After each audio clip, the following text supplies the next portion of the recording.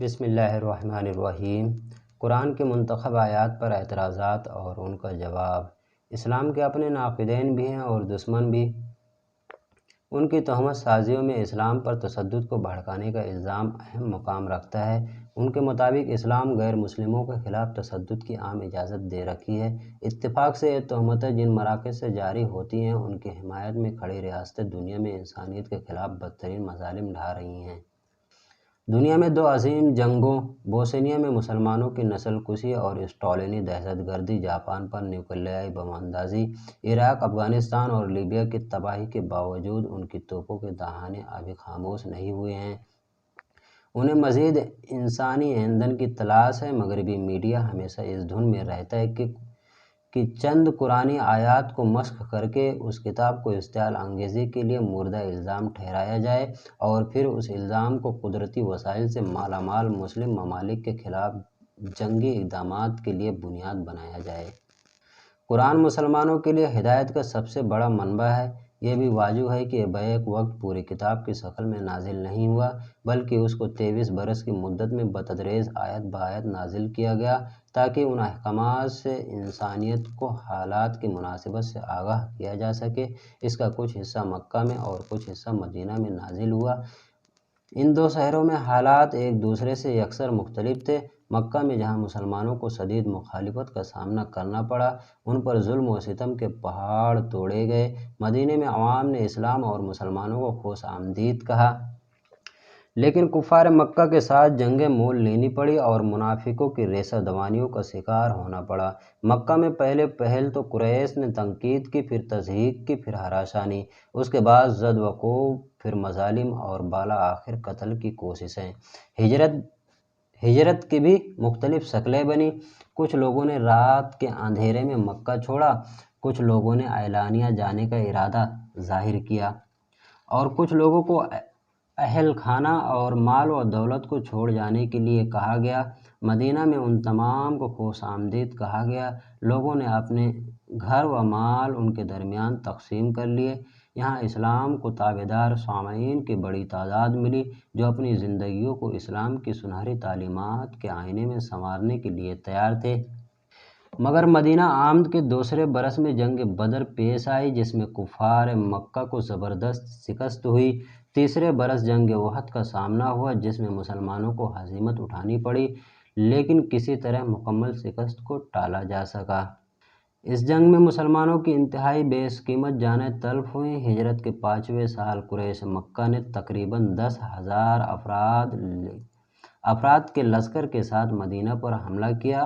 حضرت محمد صلی اللہ علیہ وسلم صحابہ کے ساتھ مشورہ کر کے اس لشکر سے ٹکرانے کے بجائے مدینہ کے 3 طرف بڑی خندق کھود کر حملہ کو روکنے کی حکمت عملی اختیار کی جو کارگر رہی۔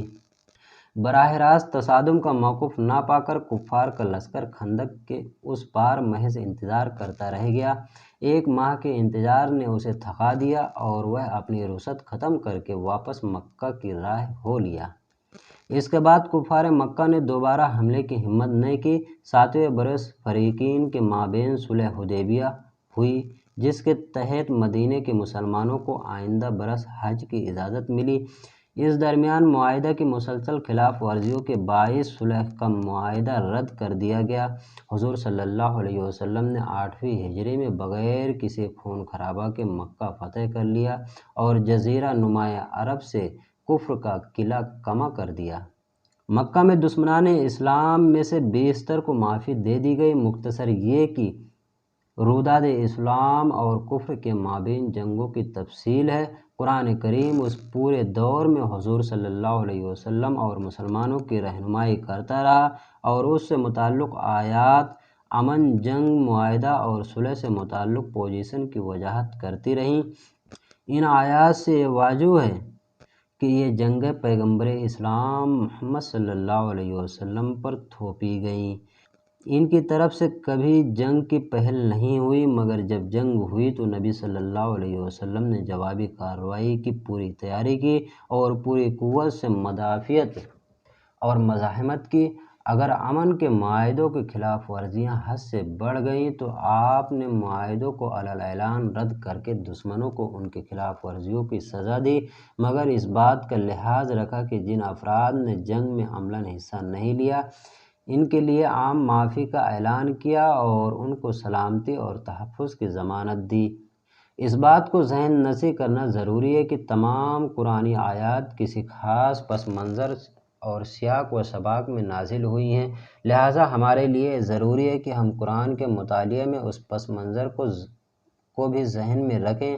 قرآنی آیات کو ان کے سیاق و سباق سے علیحدہ کر کے پڑھنے کی کوشش عموماً قرآن کی تفہیم اور اس سے نصیحت حاصل کرنے میں مانع ہوتی ہے۔ ہندوستان اور دیگر ممالک میں ایسی کئی کوششیں ہوئی ہیں جس سے آیات کو غلط معنی پہنائے گئے ہیں اور عوامی ذہنوں کو گمراہ کیا گیا ہے۔ دوسری بات، قرآن سے ہدایت کے لیے نیک نیتی اولین شرط ہے۔ یہاں ذیل میں ہم ایسی آیات پیش کرتے ہیں جو کئی ایک مصنفین نے قارئین کو گمراہ کرنے کے لیے سیاق و سباق سے علیحدہ کر کے پیش کی ہے۔ اور تم اللہ کی راہ میں ان لوگوں سے لڑو جو تم سے لڑتے ہیں، مگر زیادتی نہ کرو کہ اللہ زیادتی کرنے والوں کو پسند نہیں کرتا۔ ان سے لڑو جہاں بھی تمہارا ان سے مقابلہ پیش آئے اور انہیں نکالو جہاں سے انہوں نے تم کو نکالا ہے، اس لیے کہ اگر قتل برا ہے مگر فتنہ اس سے بھی زیادہ برا ہے، اور مسجد حرام کے قریب جب تک وہ تم سے نہ لڑے تم بھی نہ لڑو، مگر جب وہ وہاں لڑنے سے نہ چوکے تو تم بھی بے تکلف انہیں مارو کہ ایسے کافروں کی یہی سزا ہے، اور اگر وہ باز آ جائیں تو اللہ ہی ہے بڑا بخشنے والا اور بڑا رحم کرنے والا۔ سورہ بقرہ آیت 191-192۔ اور ان سے اس وقت تک لڑتے رہنا کہ فتنہ نہ رہے اور اللہ کا دین قائم ہو جائے، اگر وہ باز آ جائیں تو اللہ تو ہے ہی بڑا بخشنے والا اور رحم والا۔ سورہ بقرہ آیت 192۔ تم ان سے لڑتے رہو یہاں تک کہ فتنہ باقی نہ رہے اور دین اللہ کے لیے ہو جائے، پھر اگر وہ باز آ جائیں تو سمجھ لو کہ ظالموں کے سوا اور کسی پر دست درازی روا نہیں۔ سورہ بقرہ آیت 193۔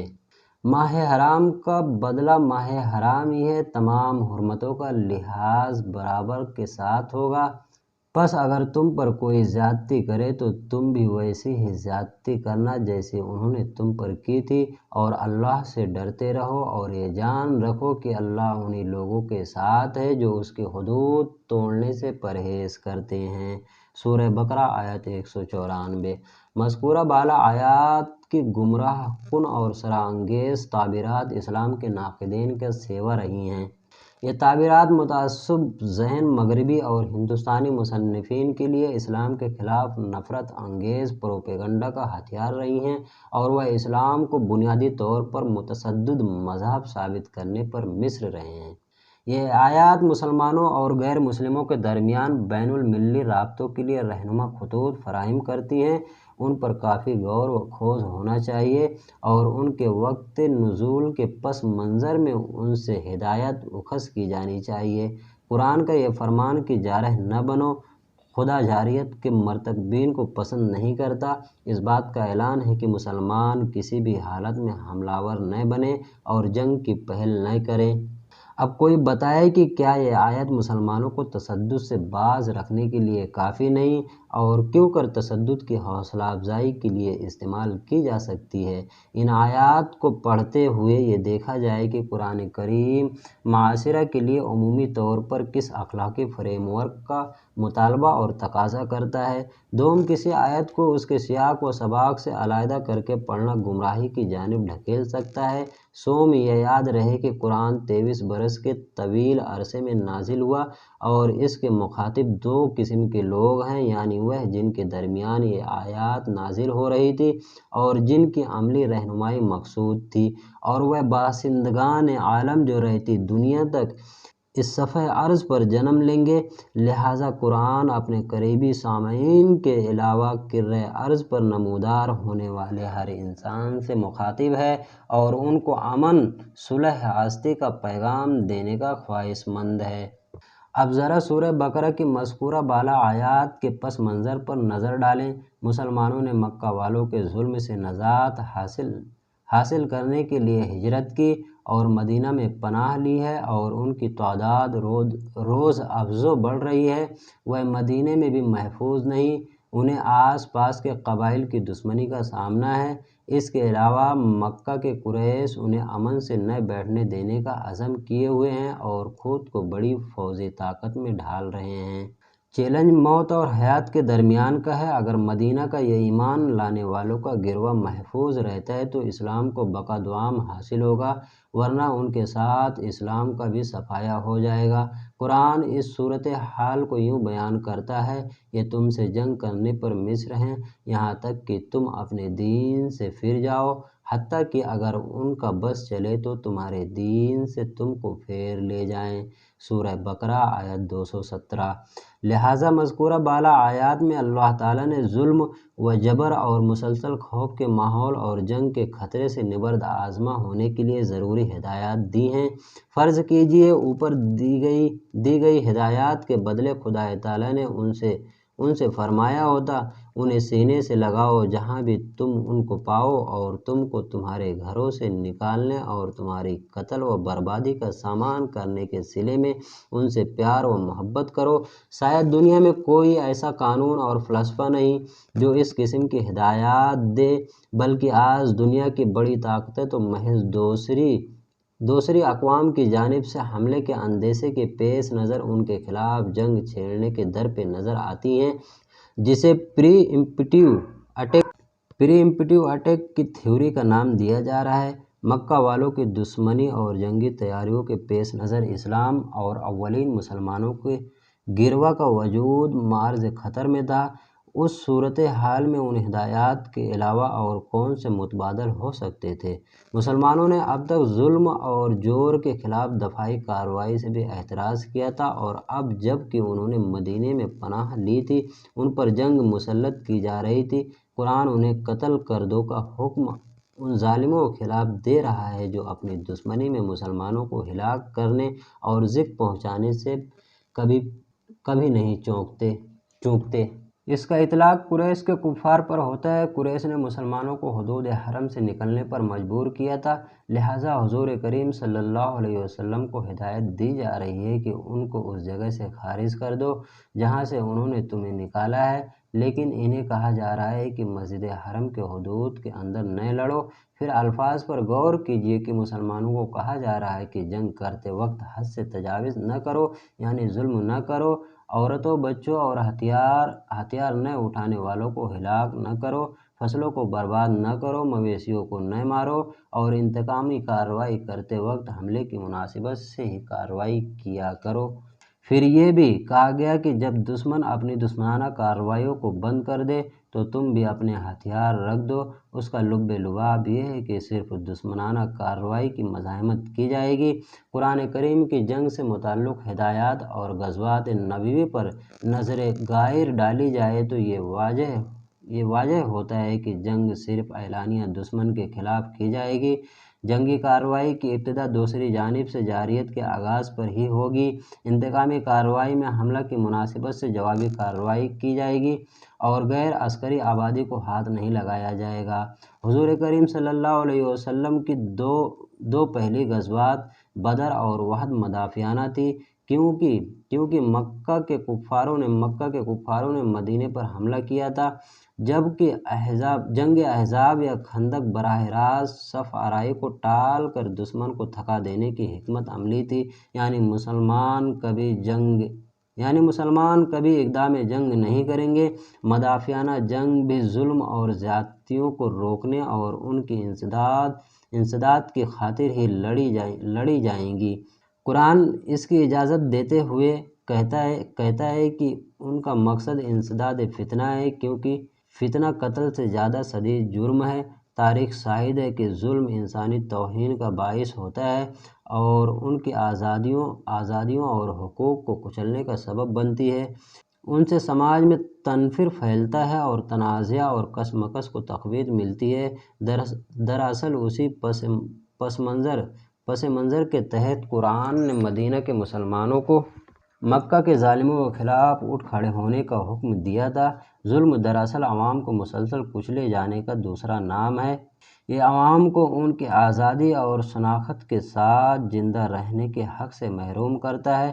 ظلم انسان کی مذہبی آزادی بھی چھین لیتا ہے۔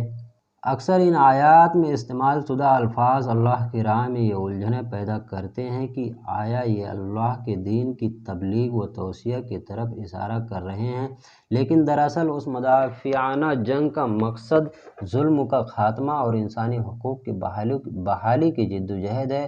سورہ بقرہ کی آیت 193 کے الفاظ پر غور کیجیے، یہاں تک کہ ظلم کا خاتمہ ہو جائے اور دین محض اللہ ہی کے لیے ہو جائے۔ اس آیت کا کوئی تعلق اسلام کے غلبہ اور غیر مسلموں کے خلاف ظلم سے نہیں ہے۔ اس آیت کو اگر سورہ حج کی آیت 39 اور 40 سے ملا کر پڑھا جائے تو الجھن کو دور کرنے میں زیادہ مدد ملتی ہے۔ یہ آیت کہتی ہے لڑنے کی اجازت دی گئی ان لوگوں کو جن سے لڑائی کی جاتی ہے، اس لیے کہ ان پر ظلم ہوا، اور بے شک اللہ ان کی مدد پر قادر ہے۔ جو ناحق اپنے گھروں سے نکال دیے گئے ہیں انہوں نے کوئی قصور نہیں کیا سوائے اس لیے کہتے ہیں کہ ہمارا رب اللہ ہے۔ اگر اللہ ان کو ایک دوسرے سے نہ بچاتا تو راہبوں کے صومعے، عیسائیوں کے گرجے اور یہودیوں کے عبادت خانے اور مسلمانوں کی مسجدیں جن میں اللہ کا نام کثرت سے لیا جاتا ہے گرائی جا چکی ہوتی، اور جو اللہ کی مدد کرتا ہے اللہ اس کی ضرور مدد کرتا ہے۔ بلا شبہ اللہ بڑی قوت والا اور بڑا غلبہ رکھنے والا ہے۔ سورہ حج آیت نمبر 22۔ اس آیت کا قطعی مطلب دنیا سے ان حالات کا خاتمہ ہے جس میں مذہب کی بنیاد پر کوئی امتیاز اور تفریق نہ ہو اور ہر فرد کو اس کے اعتقاد کے مطابق عبادات کی آزادی ہو۔ اس سے معلوم ہوا کہ آیت کے درمیان کوئی تضاد نہیں، اور قرآن معاشرے کی کثیر المذہب نوعیت کو تسلیم کرتا ہے اور اس کی بحالی، برقراری اور تحفظ کا ضامن ہے۔ اس کے برخلاف یہ کہنا کہ قرآن اس وقت تک لڑنے کا حکم دیتا ہے جب تک کہ ہر فرد اسلام قبول کر لے، یقیناً قرآن اور اسلام کی روح کے منافی ہے۔ سورہ بقرہ کی آیت 256 صاف صاف اعلان کرتی ہے دین میں کوئی جبر نہیں۔ اس کے علاوہ قرآن کئی جگہ مسلمانوں کو دیگر فرقوں سے امن اور صلح کے معاہدے کرنے کی ترغیب دیتا ہے اور ان کی پابندی کی تاکید کرتا ہے۔ قرآن کریم کی سورہ بقرہ آیت نمبر 290 سے 295 تک اکثر ناقدین اسلام اور سورہ نساء کی آیت نمبر 76، 34، 89 اور 91 سے ملا کر اسلام کی جنگجویانہ ذہنیت کے ثبوت میں پیش کرتے ہیں۔ اس کے علاوہ سورہ توبہ کی آیت نمبر 5، 12، 14، 29، 36 اور 123 کو بھی اس زمرہ میں شامل کیا جاتا ہے۔ مگر جن آیت پر سب سے زیادہ تنقید کی جاتی وہ ہیں سورہ توبہ کی 5ویں آیت اور سورہ نساء کی 149ویں آیت۔ اس سلسلے میں ہم ان کی توضیح اور پس منظر میں جانا چاہیں گے۔ سورہ توبہ کی 5ویں آیت کا ترجمہ مندرجہ ذیل ہے: پھر جب حرمت کے ماہ گزر جائیں تو اس وقت ان مشرکین کو جہاں پاؤ مارو، پکڑو، باندھو اور گھات میں بیٹھو، پھر اگر وہ کفر سے توبہ کر لیں اور نماز پڑھنے لگے اور زکوٰۃ دینے لگے تو ان کا راستہ چھوڑ دو، بے شک اللہ بڑا ہی بخشنے والا اور بڑا ہی رحم کرنے والا ہے۔ یہ آیت دراصل ان لوگوں کے سلسلے میں ہے جنہوں نے امن کے معاہدے کی خلاف ورزی کی ہے۔ ان آیات سے وہ ماہ مراد ہیں جن میں معاہدہ کی رو سے لڑائی اور جنگ حرام تھی، مگر مدینہ کے اطراف جن قبائل سے امن کے معاہدے تھے ان میں سے سوائے بنی دمرہ اور بنی کنانہ کے اور جو معاہدوں کا احترام کرتے تھے، دیگر قبائل معاہدوں کی خلاف ورزیاں کیا کرتے تھے اور مسلمانوں کو بلا تردد ظلم و ستم کا شکار بناتے۔ اس سے مسلمانوں کی سلامتی خطرہ میں پڑ جایا کرتی تھی، لہٰذا مسلمانوں کو مدافعانہ تدابیر اختیار کرنے کا مشورہ دیا جا رہا ہے۔ مسلمان ان ماہ میں اپنی تلواروں کو نیام میں رکھ کر جنگ کے خطرے سے بالکل بے اعتنا ہو جایا کرتے تھے۔ اچانک ان دشمن قبائل کے حملے ان کو بدحواس کیا کرتے تھے۔ چال باز دشمن قبائل کی اس بددیانتی اور دھوکے دھوکے کی پالیسیوں سے آگاہ کرتے ہوئے مسلمانوں سے کہا جا رہا ہے کہ وہ ان کی مغالطہ آمیز چالوں سے ہوشیار رہیں۔ لہٰذا یہ آیات ان چال باز قبائل کے سلسلے کی ہیں، نہ کہ عام دشمنوں سے متعلق جو جنگی اصولوں کا پاس و لحاظ کرتے تھے۔ اس کے بعد ہم دوسری آیت کا جائزہ لیتے ہیں، جس میں کہا گیا ہم کافروں کے دلوں میں بھی خوف اور گھبراہٹ میں ڈال دیتے ہیں، اس لیے کہ انہوں نے اللہ کا شریک ایسی چیزوں کو بنایا ہے جس پر اللہ نے کوئی سند نازل نہیں کی ہے، اور ان کی جگہ دوزخ ہے اور وہ بری جگہ ہے ظالموں کے لیے۔ سورہ آل عمران 151۔ یہ آیت وحد کی جنگی تیاریوں کے درمیان نازل ہوئی تھی۔ مسلمانوں کے سر پر جنگ بدر کی فتح کے 1 برس ختم ہونے سے پہلے ہی دوسری جنگ کا خطرہ منڈلا رہا تھا۔ اس وقت قرآن ان کو یقین دلا رہا تھا کہ خدا کافروں کے دلوں میں خوف پیدا کر دے گا۔ حالانکہ مسلمانوں کی فوج تعداد میں بھی کم تھی اور اسلحہ کے معاملے میں بھی کفار قریش کی زیادہ تربیت یافتہ فوج سے پیچھے تھی۔ یہ آیت دشمنوں کے دلوں کے حال کی مظہر تھی، نہ کہ مسلمانوں کو دیے جا رہے حکم کا اظہار ہے۔ جو ناقدین کسی مدافعت کے حکم میں بھی دہشت گردی کی اکساہٹ اور ترغیب پاتے ہیں، ان کے لیے شاید بھاگوت گیتا میں بھی ایسے ہی احکامات ملیں گے۔ بھاگوت گیتا میں بھی ظلم کے خلاف عدل کے قیام کے لیے احکامات دیے گئے ہیں۔ ذرا درج ذیل صورتحال پر غور فرمائیں۔ جب ارجن اپنے چچا زاد بھائیوں یعنی کوروں سے لڑے بغیر بے اسلحہ کے موت کو ترجیح دینے کا خیال ظاہر کرتا ہے تو کرشن اسے مندرجہ ذیل الفاظ میں حوصلہ افزائی کرتے ہیں، تمہارے ذہن میں ایسے نامعقول خیالات کیوں کر داخل ہوئے جو تم کو جنت میں جانے میں مانع ہوں گے؟ اس بے وقار نامردی کو ترک کرو اور ایسے دشمنوں کو زیر کرنے والے اٹھ کھڑے ہوں۔ گیتا باب 1 آیت 43 تا 46 اور باب 2 آیت 2 تا 3۔ ذرا تصور کیجئے اس دماغ کا جو ان جملوں کو گیتا میں تشدد کی ترغیب اور حوصلہ افزائی سے تعبیر کرے۔ کیا یہ سیاق و سباق کلام کو نظر انداز کر کے نئے معنی پہنانے کے نہ ہوں گے؟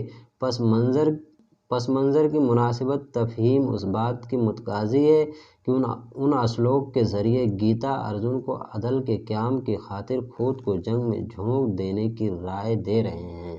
دوستو، آج کی میری یہ چھوٹی سی کوشش تھی۔ اگر آپ کو میری یہ کوشش پسند آئی ہو تو میرے چینل کو لائک اور سبسکرائب کریں۔ انشاءاللہ ایسے ہی ایک اور اچھی ویڈیو کے ساتھ ملتے ہیں پھر۔ جب تک کے لیے خدا حافظ۔